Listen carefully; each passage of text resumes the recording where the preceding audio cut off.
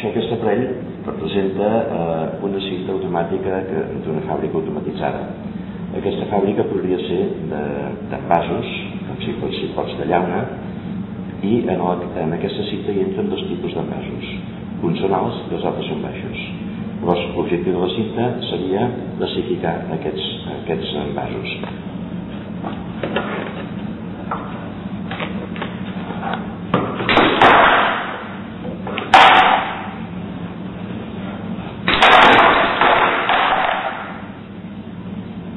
Aquí tenim el generador d'energia. En aquest cas, com que és aire comprimit, tenim un aparell que diposita aire a pressió dintre del dipòsit i aquest dipòsit conté aire a pressió. S'obre i es tanca mitjançant aquesta vàlvula. L'aire surt un cop oberta la vàlvula pel tub i va parar a una vàlvula automàtica. Aquesta vàlvula té una via per sota per la qual entra l'aire i llavors l'aire pot sortir per un o l'altre tub i per comandar-ho hi ha aquí aquest sistema. Aquest sistema és electromagnètic i això ve d'una font d'alimentació.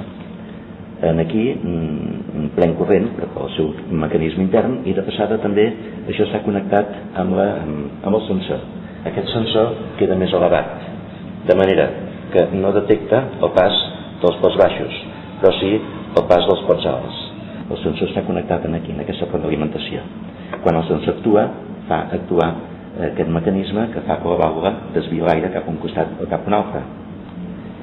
Després a la vàlvula hi ha aquests dos conductors que venen a parar a aquestes entrades anomenades vies del cilindre pneumàtic. Entremig és important adonar-nos que hi ha aquestes vàlvules també. S'anomenen vàlvules de flux o vàlvules reguladores. Amb això el que nosaltres fem, movent aquests botons, girant-los, el que fem és obrir o tancar el pas a l'aire, a fi efecte de graduar l'aire que entra en el cilindre i per tant la velocitat en què aquest cilindre empeny diguem-ne el pistó i per tant aquesta peça que desplaça. Si no tanquéssim aquest aire tindria tanta força que engegaria el pas molt lluny i tampoc no es tracta d'això. Aquest sensor emet unes ones i si no hi ha res per davant aquestes ones marxen, mentre que si posem per davant un objecte llavors aquestes ones reboten i noten la presència de les ones i per tant generen un senyal de corrent que va parar a la font d'alimentació i llavors activa la vàlvula que porta aire perquè passi per l'altre conducte i empenyi el cilindre. Per tant, quan l'equip està en funcionament, en passar un pot baix passa de llarg i ve parar a aquesta caixa, mentre que si passa un pot alt és expulsat i va parar en aquesta altra caixa.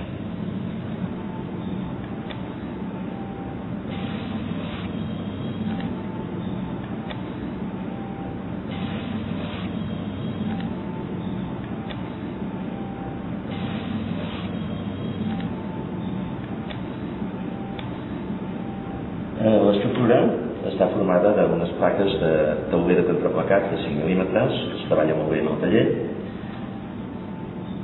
Té uns forats, aquests forats són per aquí pugui passar l'eix de les rodes. L'eix és de 6 mil·límetres, mentre que el forat és de 6 mil·límetres i mig perquè pugui girar.